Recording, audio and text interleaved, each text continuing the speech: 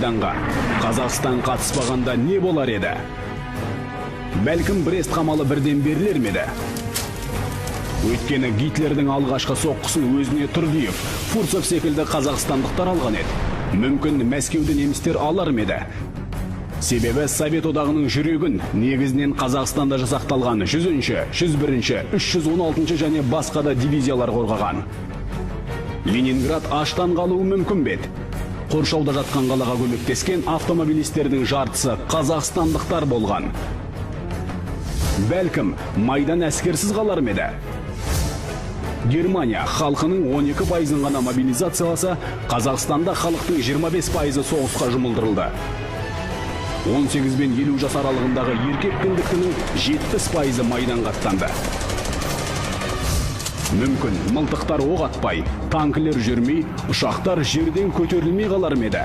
Себебі, соғыс жылдары Қазақстан бүкіл одақтағы мыстың 35%-ын, қорғасынның 83%-ын, молибденнің 60%-ын, висмуттың 65%-ын беріп отырды.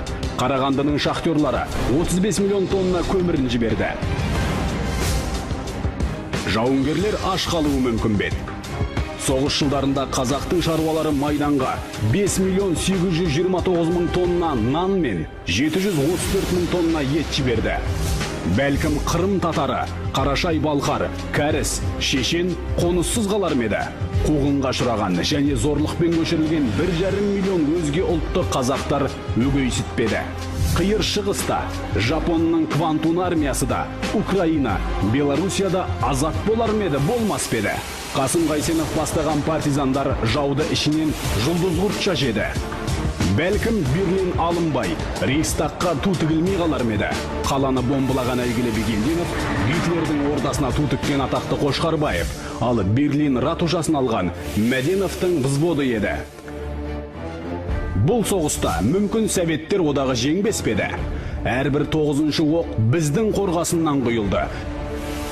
Әрбір 4-ші азаматымыз жан аямай соғысты. Соның әрбір 3-шісі қаза тапты. Біз адал болдық. Біз ерліктің үлгісін көрсеттік.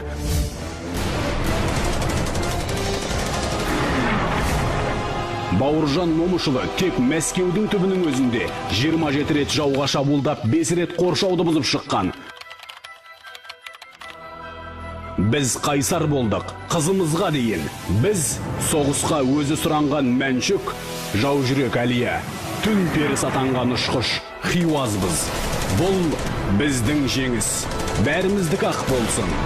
Бірақ үлесімізді енді ортайтушы болма.